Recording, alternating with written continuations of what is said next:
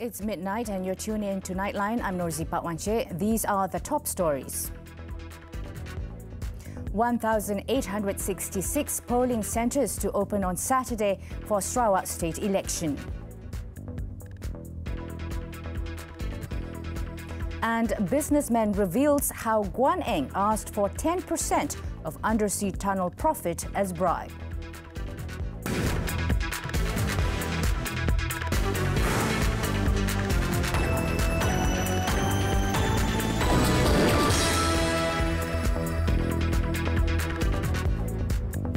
A total of 1,866 polling centres involving 3,555 polling streams will be opened for the 12th Sarawak state election on Saturday. Election Commission EC Secretary Dato' Ikmalruddin Ishak said 46,565 staff would be on duty to facilitate the voting process that will be held from 7:30 in the morning to 5 in the evening. Dato' Ikmalruddin said a total of 1,213,769 voters are expected to cast their ballots, and the EC hopes that the electorates can fulfill their responsibilities to go out and vote.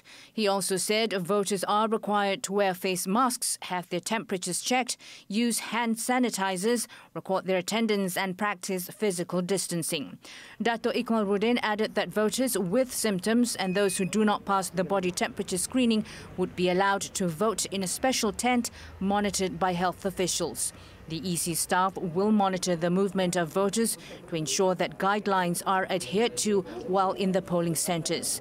To ensure the voting process runs smoothly, the EC staff had inspected all equipment such as ballot boxes, indelible ink and ballot papers to ensure that they are complete and in good condition.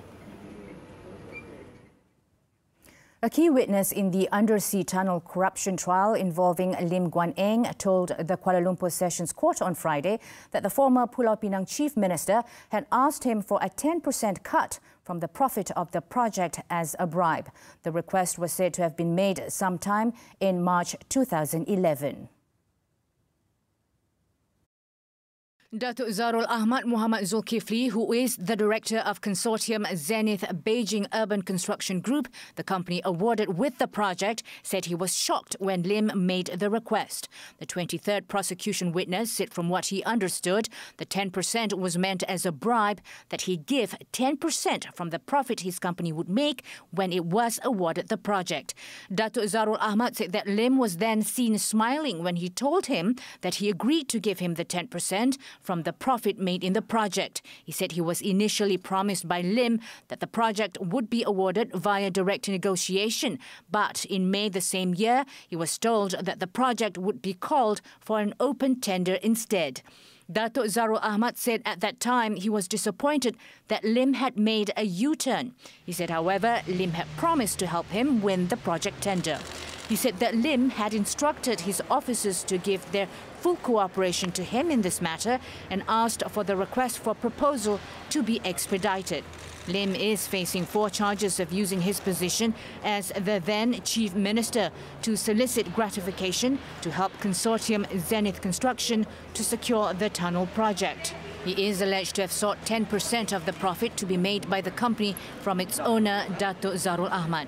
He is also accused of receiving 3.3 million ringgit for himself and causing 2 plots of land belonging to the state government to be disposed to 2 companies linked to the tunnel project. The trial will continue on March 23rd.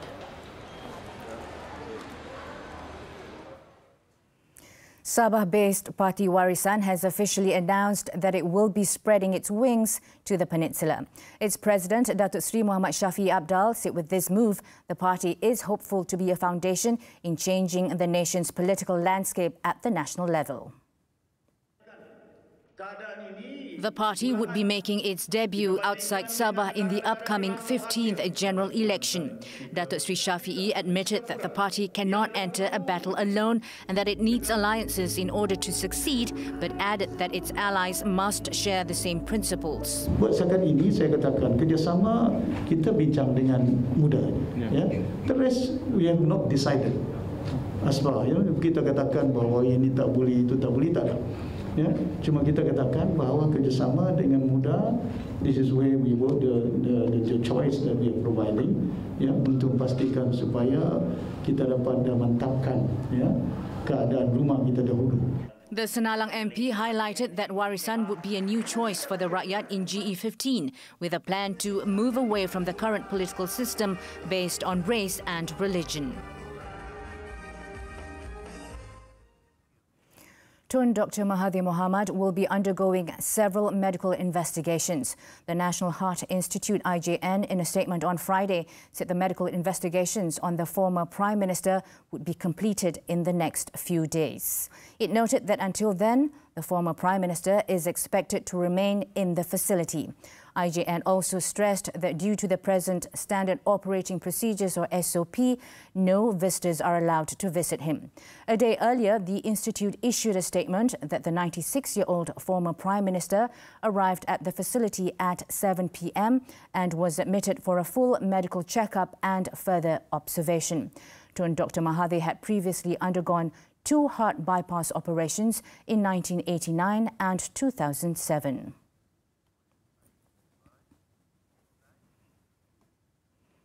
The police confirmed they were investigating the pollution of Sungai Sumisia that forced the closure of the Sungai Sumisia water treatment plant on Thursday.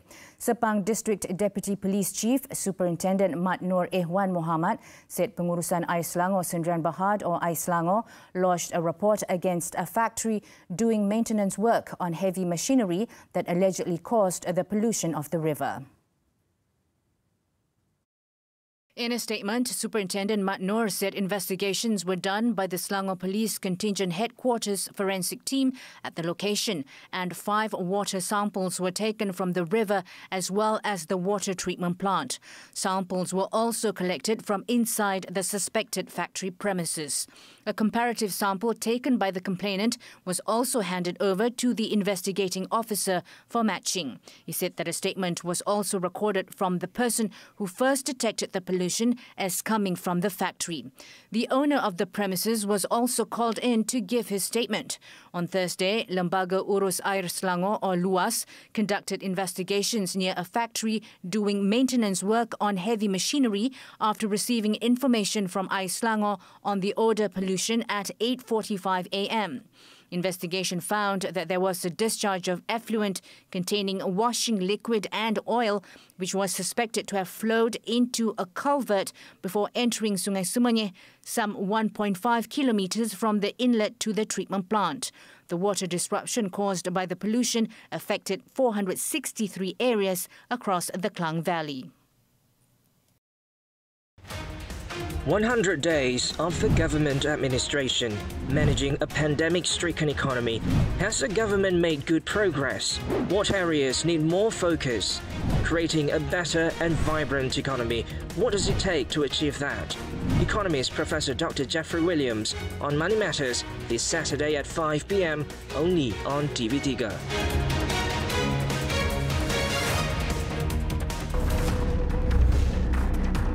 5 tahun berlalu. Masa hadapan Sarawak terletak di tangan orang Sarawak. Antara pembaharuan dan kejayaan. Dan kita akan menggunakan the latest teknologi. Perjuangan hak dan warisan. Inilah harapan kita dan impian kita.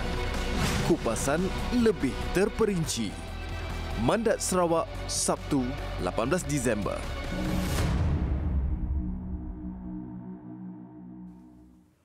In Pahang, floods claimed its first victim when a factory operator's body was recovered in Gambang on Friday. The 38-year-old victim, M. Gunalan, was reported to have fallen from his motorcycle while attempting to ride through flood water and was swept away by the strong currents. Pahang Fire and Rescue Department Assistant Director of Operations, Ismail Abdul Ghani, said the incident occurred at about 12:40 p.m. The victim's body was recovered 2 hours later at an oil palm plantation about 200 meters from where he was last seen. Several areas in Kuantan were flooded due to continuous heavy rain since Thursday night in Sungai Lembing, Kampung Kempadang, Sungai Soy and Kampung Bugis. 5 temporary relief centres have been opened in the state. Among the victims evacuated were individuals undergoing quarantine due to COVID-19. As of 10 p.m., the flood assessment points of Sungai Kechau in Kampung Dusun, Lipis exceeded the danger level.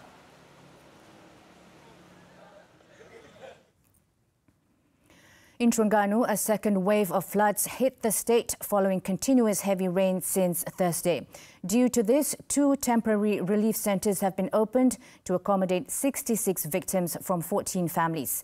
In Kemaman, 7 families involving 37 victims were moved to the Dewan Civic Air Putih Relief Centre, while the Dewan Orang Ramai Kampung Pasir Raja in Dungun housed another 29 victims from 7 families. Residents in risk areas have been advised to be on alert and to evacuate immediately when instructed by the authorities.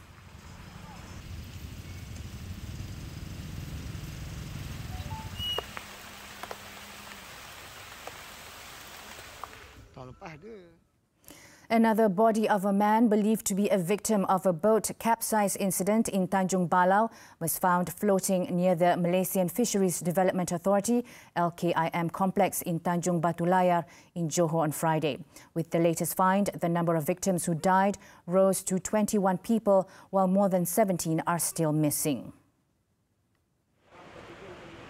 Johor Malaysian Maritime Enforcement Agency MMEA Deputy Director Maritime Captain Simon Templer Lotusa said the fully clothed body was believed to have died more than 2 days ago. Bangsa yang dijumpai ini baru dijumpai ini masih lagi dalam proses dikenal pasti, tapi kita percaya ia adalah daripada mangsa bok karam kerana kedudukan ataupun lokasi body ataupun mayat yang dijumpai itu tidak jauh daripada posisi bot yang karam tersebut, iaitu dianggarkan lebih kurang agaknya 5 batu nautika. He also said that a victim of the boat tragedy who was earlier rescued died at the Kota Tinggi Hospital on Friday morning. The search and rescue operation covered Tanjung Balao to Tanjung Penawa with aerial and marine assets mobilized by various agencies. In the tragedy last Wednesday, 50 Indonesian illegal immigrants were reportedly involved in the boat capsize incident in the waters of Tanjung Balao, Kota Tinggi.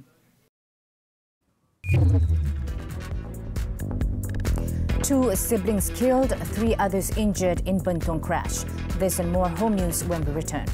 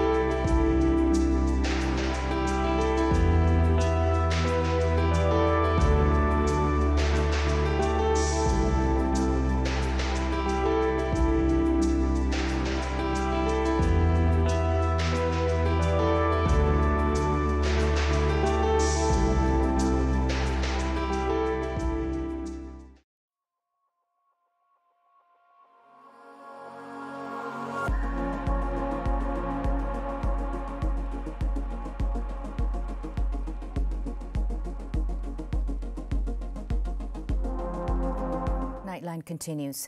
2 siblings were killed while 3 other family members suffered injuries after the multi-purpose vehicle they were travelling in skidded and turned turtle at kilometre 44 of the Kuala Lumpur-Kara Expressway in a pre-dawn accident. The deceased were identified as 17-year-old Wafa Safia Muhammad Hairi and her 12-year-old brother Adam Haikal. In the 3:20 a.m. accident, both siblings were killed on the spot.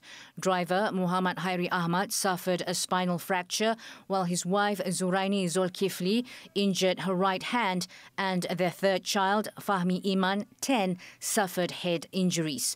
Pahang Traffic Investigation and Enforcement Department Chief Superintendent Kamarul Zaman Jusoh said Hairi, who works in Selangor, along with his teacher wife and 3 children, were travelling to Kelantan to attend a wedding from Shah Alam, Selangor.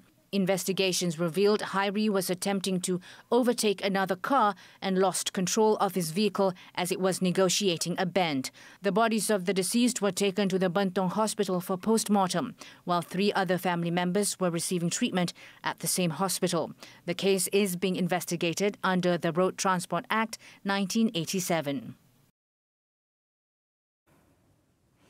In Negeri Sembilan, a security guard and lorry driver were charged in the Port Dickson Magistrates Court with the kidnap and murder of a technician last month. However, no plea were recorded, or rather was recorded, from A. Devadas, aged 41, and 42-year-old P. Xavier, after the charge was read out to them before Magistrate V. Vanita.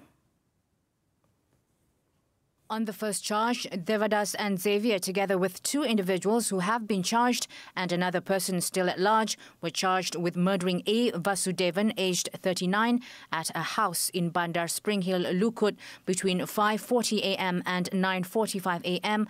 on November 13th. The charge was framed under Section 302 of the Penal Code, which provides the death sentence upon conviction. The 5 of them were also charged under Section 364 of the Penal Code for abducting Vasudevan with intention to kill him at the same place and time. They face death or imprisonment for up to 30 years and, if not sentenced to death, are also liable to whipping if found guilty. The 5 of them were additionally charged with pretending to hold office as public servants by impersonating as policemen to Vasudevan's wife. The charge under Section 170 of the Penal Code provides an imprisonment for up to 2 years or fine or both if found guilty. The court set January 27th for mention. Meanwhile, at the Seremban Magistrates Court, a company director and a woman were among 4 individuals charged with the murder of an insurance agent earlier this month. The 51-year-old company manager S. Jiva and the woman M. Beriamala, aged 39, also an insurance agent, and the 2 others, freelancer M. Raja, aged 35, and lorry driver 25-year-old P. Yogan Pile, nodded after the charge was read out to them before Magistrate Nur Zaliza Tesmin.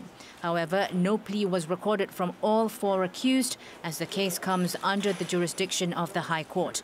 They were charged under Section 302 of the Penal Code, read together with Section 34 of the same law, with causing the death of P. Rajasegar, 52, at a tower of an insurance company at Jalan Lintang between 10:30 a.m. on November 12 and 4:45 p.m.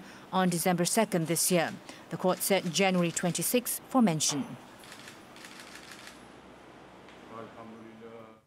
And in Perak, a Facebook user under the name of Apit Wan Lebo was charged at the Ipoh Sessions Court for making offensive remarks regarding the implementation of the Movement Control Order last May.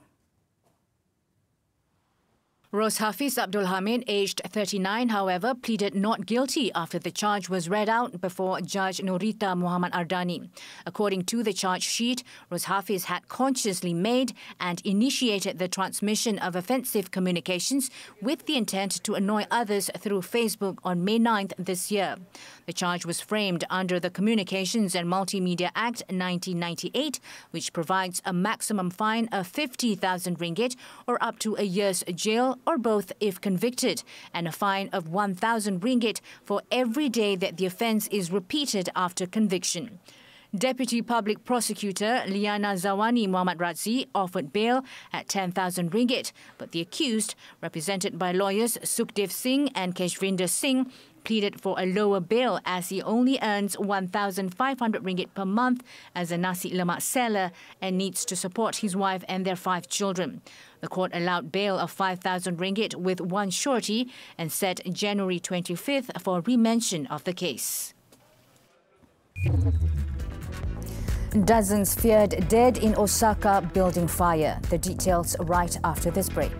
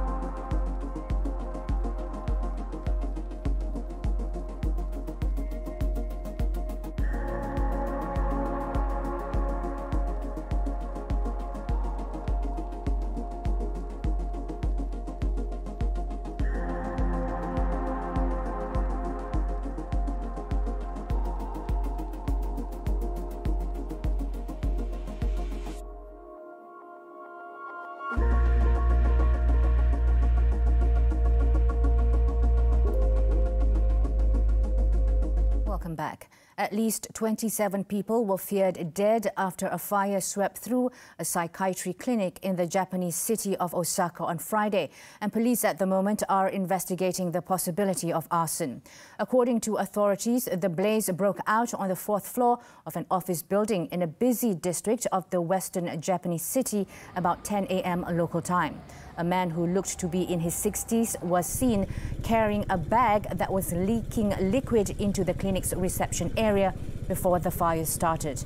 The fire was largely extinguished within 30 minutes, but so far more than 20 people have been confirmed dead.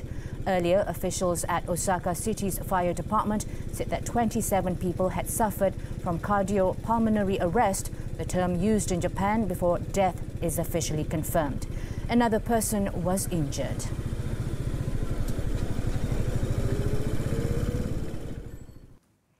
China on Friday said that it would take all necessary measures to safeguard its institutions and enterprises after the United States Senate passed a new law barring imports from the Xinjiang region unless businesses can prove that they were produced without forced labor. Foreign Ministry spokesperson Wang Wenbin, however, said that the measure approved on Thursday indicates that the U.S. has no scruples about smearing China by every means.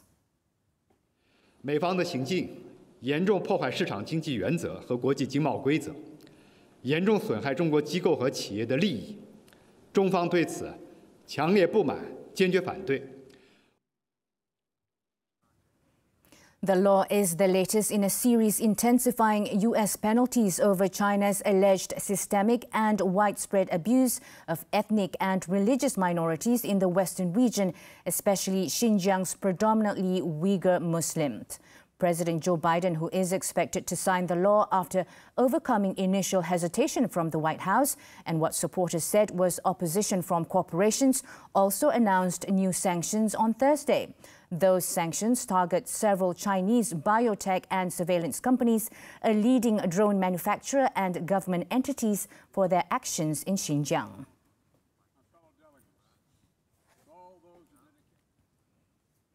British Prime Minister Boris Johnson on Friday suffered a crushing by-election defeat in a constituency never previously lost by his Conservative Party, a result which raises serious concerns about his leadership. His party won the seat in North Shropshire, central England, by a massive majority in 2019, but that was wiped out by the Liberal Democrats in Thursday's vote in a result that will intensify the mutinous mood among Conservative MPs.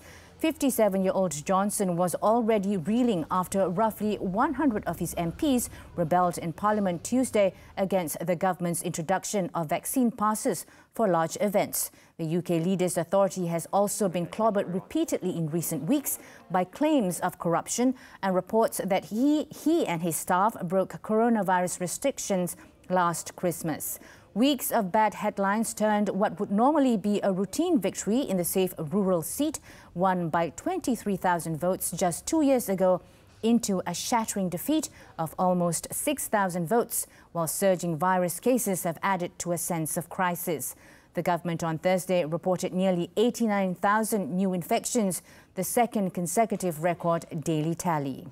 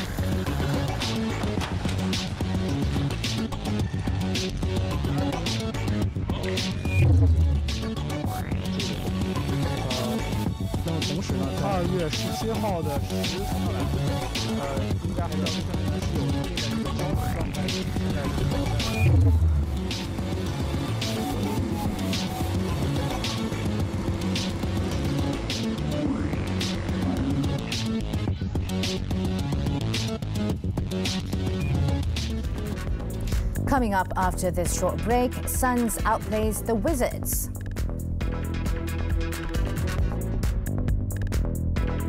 Menang.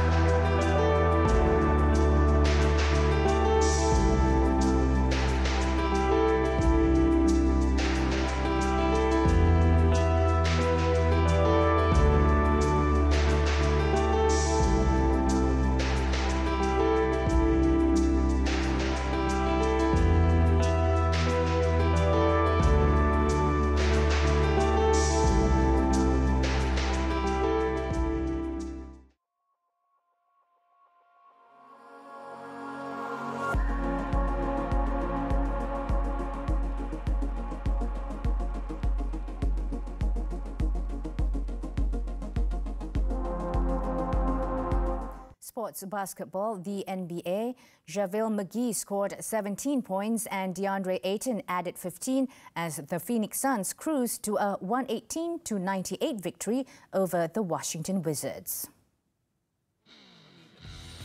The McGee-DeAndre Ayton center combo dominated the interior, with the Suns scoring 58 points in the paint. All 5 starters and 8 total players scored in double figures. The Suns pulled even with Golden State for the NBA lead at 23-5. They have won 22 of their past 24 games, dating to October 27th, despite missing All-Star guard Devin Booker, who missed his 7th straight game. Washington has lost 4 straight and 7 of their last 8. Bradley Beal led the Wizards with 26 points on 11 of 18 shooting. In another match, Caris LeVert scored 20 of his 31 points in the first half as the Indiana Pacers claimed a 122-113 victory over the Detroit Pistons, their 13th straight loss. Justin Holiday added 17 points for Indiana, who were without Malcolm Brogdon because of a sore right Achilles. Sadiq Bey led the Pistons with 28 points and 10 rebounds, but Detroit fell to an NBA worst 4 wins and 23 defeats.